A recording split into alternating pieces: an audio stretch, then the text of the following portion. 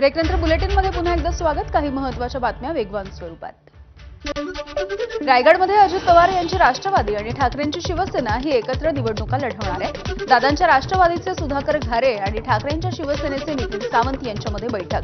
शिंदे सेनेचे आमदार महेंद्र थोरवे यांना कोंडीत पकडण्यासाठी एकत्रितपणे लढण्याचा निर्णय झाला आहे. पुढील आठवड्यामध्ये नगरपालिकांच्या निवडणुकांची घोषणा होण्याची शक्यता. उपमुख्यमंत्री अजित पवार यांनी दिले संकेत. पुढील आठवड्यामध्ये आचारसंहिता लागण्याची शक्यता आहे. आधी 246 नगरपालिका नगर परिषदा, चौथ्या टप्प्यामध्ये जानेवारीत 29 मनपांसाठी निवडणुका होतील. राज्यामध्ये 15,000 पदांसाठी पोलीस भरती. हिंगोली जिल्ह्यामध्ये 64 जागांसाठी पोलिसांची भरती होणार आहे. शिपाई आणि चालक या पदांसाठी ही भरतीची प्रक्रिया होणार असून 30 नोव्हेंबरपर्यंत अर्ज स्वीकारले जातील. बुलडाण्यामध्ये भारतीय चलनाच्या बनावट नोटा बाळगणाऱ्या तरुणाला ताब्यात घेण्यात आलाय. 22,200 रुपयांच्या बनावट नोटा हस्तगत करण्यात आल्या.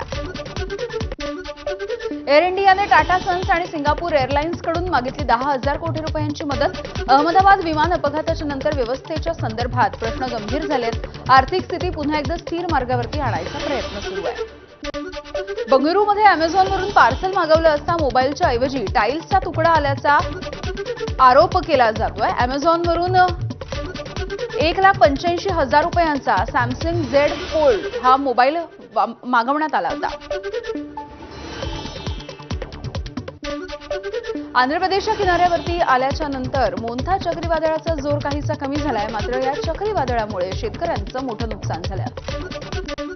अटलांटिक महासागरामधील मेलिसा चक्रीवादळामुळे जमैकामध्ये मोठं नुकसान झालंय आणि आतापर्यंत 25 जणांचा मृत्यू झालाय तर 18 जण अद्यापही बेपत्ता आहेत.